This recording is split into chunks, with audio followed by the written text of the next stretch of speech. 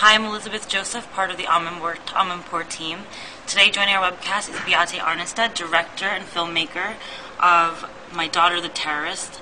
And Beate has traveled the world bringing stories of international war crimes, crimes against humanity, and other stories to light and putting them to film and bringing them to homes around the world. So we're proud to bring you to our webcast. Thank you very much for joining us. Thank you for being here. And so I guess we would like to talk to you specifically about your film, My Daughter the Terrorist.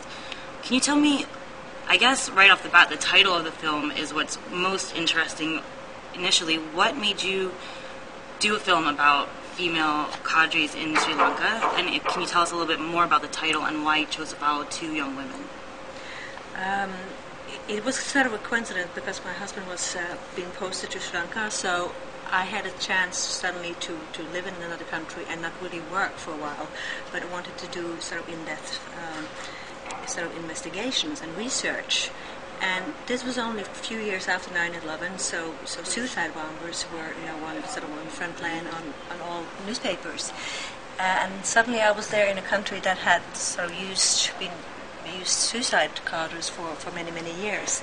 And people told me that these are monstrous beings. 30% of the suicide bombers were women. So I just started to sort of wonder, why would young women choose to become suicide bombers? And I tried to look into, to do research on it, and I found there was hardly any research on them.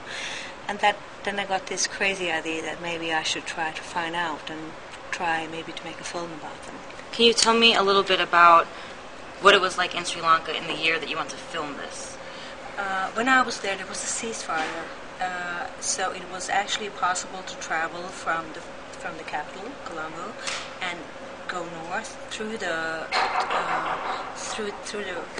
sort of military checkpoints and into the guerrilla-controlled areas of the Tamil Tigers. So I was able to go in there, and I was able to meet them for myself, and I was able to see how a country looks like after being in war for 20 years. Everything was just ruins and mines and incredible poverty. But I met these wonderful people, and I went in and out for about 1.5 years, and I asked whether they would allow me to make a film, and finally they accepted that. And so I was not interested to speak to the politicians and those who governed, either side, but I wanted to learn more about the civilian populations and how they have suffered, and I wanted to hear their stories. In addition to when I found these girls, I also said I wanted to speak to one of the mothers to see how it is to bring up children in such environments and have children that have volunteered to become black tigers. Of course, the mother didn't know that her daughter was a black tiger then, because it was a secret. Nobody knew that they were black tigers. Only a few of the leaders. And can you tell me more about your two main characters that you follow in the film? Because from just the movie cover, these are two young women that I don't think many people would be exposed to, and I don't think would be able to get insight from. So can you tell me more about these two characters that you followed for your...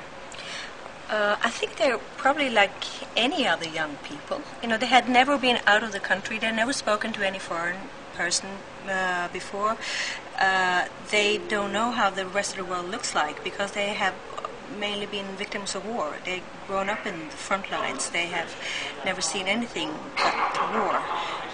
But they were actually lovely persons. At the same time, they could be very deadly weapons. So it's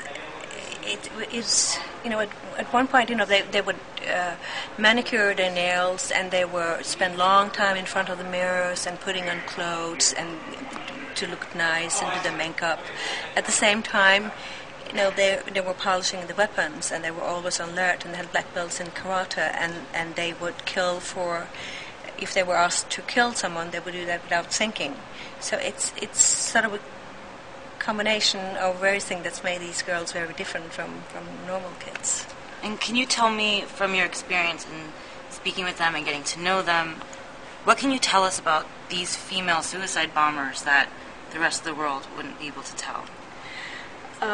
First of all, I had kind of a sort of an addition, because I didn't know whom I couldn't make a film about everybody. So I said I had to find two characters. So I interviewed in between like 30 or 20 or 30 characters, and I chose these two both because they had a very good, close relationship, and also because both of them were devoted Catholics, and I had sort of never heard of and never come across suicide carders that were devoted Catholics. Darshika, she actually wanted to become a nun, and the other was a trained sort of a medical person. So, you know, their whole the personality was to give service to others, and somehow they had ended up becoming suicide carders. That was so. I tried to sort of find out, you know, how is this possible? What kind of stories do they have? What kind of background do they have? And it took a very long time before they opened up, because they spoke like, in the beginning they spoke like, you know, very, you know, like military persons, and were a bit strict. And at one point I said, you can't, I can't make any film about you, because the outside world would just think you're just crazy. And that you are actually the monsters that the outside world believe you are. So they looked at me with astonishment, and then they said, well, but we're not monsters. We are human beings. And he said, we have to show me that we're human beings. Don't you have any heart? And I said, of course we have hearts. But where is it? It's here, they said, but we can't touch it, because when we touch the heart, it's so painful. They had never cried ever since they were children, you know, and they had been facing deaths probably, you know, thousands of times. They've been normal combat soldiers for 7 years. Most of the Tamil Tigers don't survive that many years as frontline combat soldiers, but those two had survived, and they've been facing deaths for years and years. So they were not really able to feel anything. And I said, well, I have to make you feel. Don't you have any feelings? And they said, yes. And I said, and I asked them, you know, if you go back to some of these places where the pain came from, would it be more easier for you to talk about this pain and your background stories?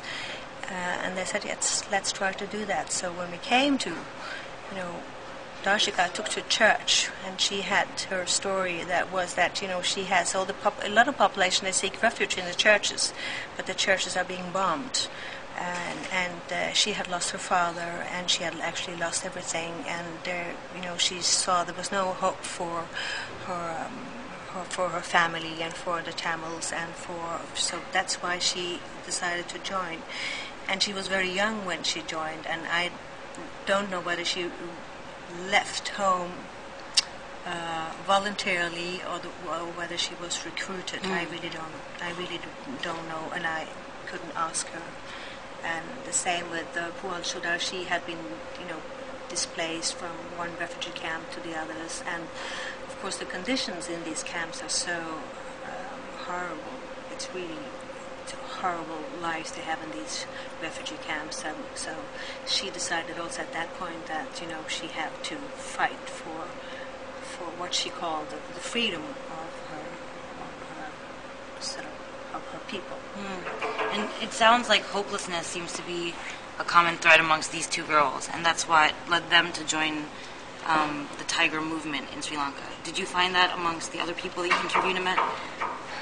Of course, hopelessness and seeing no future, and actually being seriously afraid that they will be killed. That actually be kind of a genocide if they don't fight back.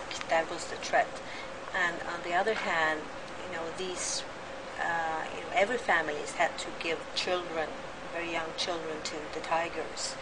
And a lot of them, I don't know, there were child recruitment and very young people, and families had lost, you know, a number of their children to the guerrilla. And so, in many ways, I found that civilians, and they were scared to talk to me, of course, but they were trapped in between a brutal guerrilla as well as a brutal sort of government force. So basically I saw the civilian population being just trapped and had nowhere to go. Have you ever seen examples of young people joining a movement like this in your other travels and other stories that you've been documenting? No, because the access to such groups, it's very difficult, and I just had it was just a small window of opportunity for me to get that access, and I was just by chance I was there and I was able to grab it, and they sort of trusted me that I wanted to try to tell